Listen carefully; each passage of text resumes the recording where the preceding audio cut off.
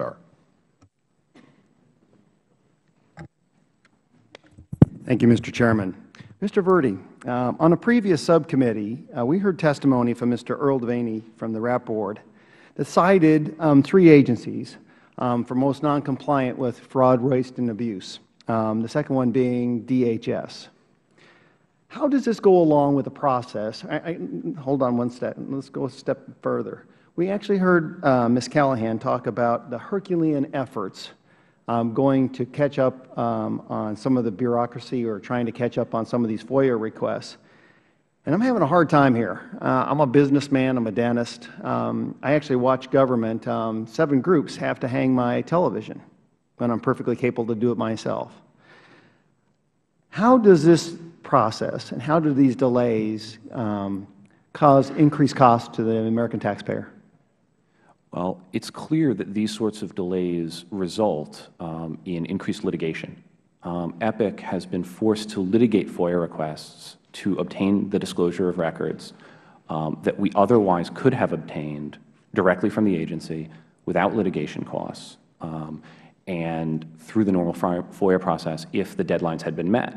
And the way that this impacts the cost of the American taxpayer is that the FOIA statute contains a fee-shifting provision and a cost-shifting provision. And what that means is that when FOIA requesters are required by the agency to go to litigation to force disclosure of records, they can obtain fees from the agency. Often, EPIC litigates our own cases, and we have recovered fees from agencies on this basis. Those fees come directly from agency budgets, and they, at the end of the day, are funded by the taxpayer. So we were building up a bureaucracy within a bureaucracy, right? It is, and those costs are avoidable. If agencies work with requesters to meet statutory deadlines, then there's no need for litigation, and there's no need to invoke that fee-shifting provision. Do you see a reason if an individual, aside privacy issues, if an individual is given a FOIA, why it shouldn't be just broadcast to anybody? I see no reason, and I think affirmative disclosure by the agency can be a powerful tool for increasing transparency and increasing open government. So once we go through one individual, it could be used like in a mass media aspect where we allow the individuals all around America to pick and choose through technology driven. There are many technologies that enable one-to-many communications that the Department could leverage in order to better publicize the documents that are requested by individual FOIA requesters and make them more widely available. Okay, so a definite streamlined process should be in order. I agree. Thank you.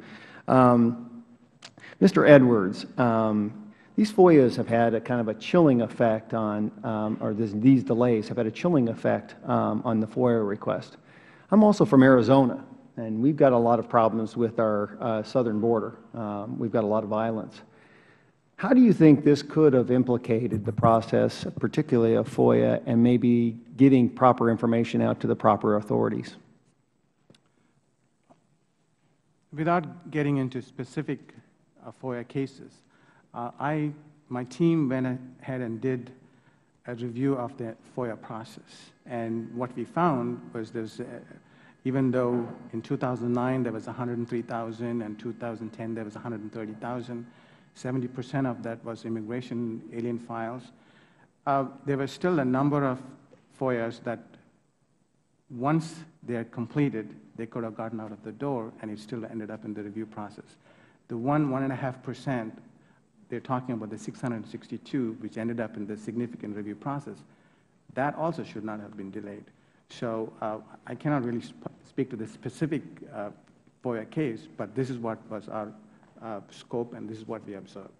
Were there potential cases involving our Border Patrol, law enforcement on our southern border that could have been implicated by such a FOIA? Do you know of such? I don't know of such, sir. I'll yield back the balance of my time.